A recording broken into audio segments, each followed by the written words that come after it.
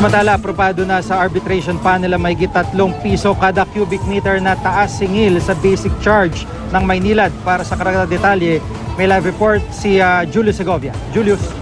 Gigi, maliit na halaga kung tutusin pero mabigat sa bulsa ng mga consumer ang halos 40 centavos per cubic meter na dagdag singil sa tubig. Bunso dito ng FCDA o yung Foreign Currency Differential Adjustment, kung saan binabawi ng dalawang water companies ang naging paggalaw ng piso sa palitan kontra dolyar at ibang pananalapi. Pero lalong aaray ang mga consumer ng Maynila, Gigi. Aprobado na kasi ng International Arbitration Panel ang hiling nitong tasingil sa basic charge. 3 pesos and 6 centavos per cubic meter ang average increase na inaprubahan. Sa mga residenteng kumukonsumo ng 20 cubic meters kada buwan, 1 peso and 68 centavos ang arawang dagdag o higit 50 pesos na taas sa buwan ng bayarin. Aabot naman sa halos 80 pesos ang rate hike sa monthly bill ng mga bahay na kumukonsumo ng 30 cubic meters. Mas malaking konsumo, mas malaki rin ang dagdag sa bill.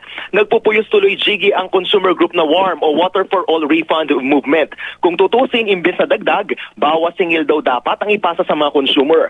Sa ilalim ng concession agreement, Gigi, kada 5 taon nagkakaroon ng rate rebasing o ang pagkwenta sa magiging aktual na singil sa tubig.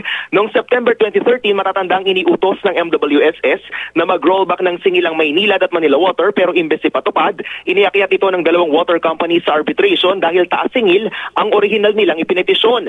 Sabi ng Maynilad, kung tutusin, kapos pa ang 3 pisong taas singil sa tubig dahil mahigit 8 pesos ang hiling nila. Sa inaprubahang rate hike, lumalabas na kasama pa rin pala sa ikakarga sa bill ng mga consumer ang income tax kahit pa naka-tax holiday ang kumpanya mula 2012 hanggang ngayong taon. Sa 3 pesos and 6 centavos sa dagdag singil, lalabas, Gigi, na mahigit 2 pesos ang papasok bilang pambayad sa income tax ng Maynilad. Pero kusa na raw nilang inalis sa bilang iba pang gastos ng kumpanya gaya ng foreign trips, advertisements at mga sponsorship.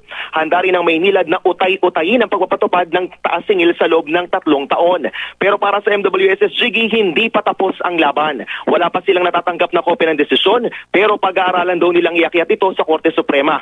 Samantala, wala pang balita kung may desisyon na rin ng arbitration panel sa rate hike petition naman ng Manila Water. Yan muna ang latest. Balik sa Gigi.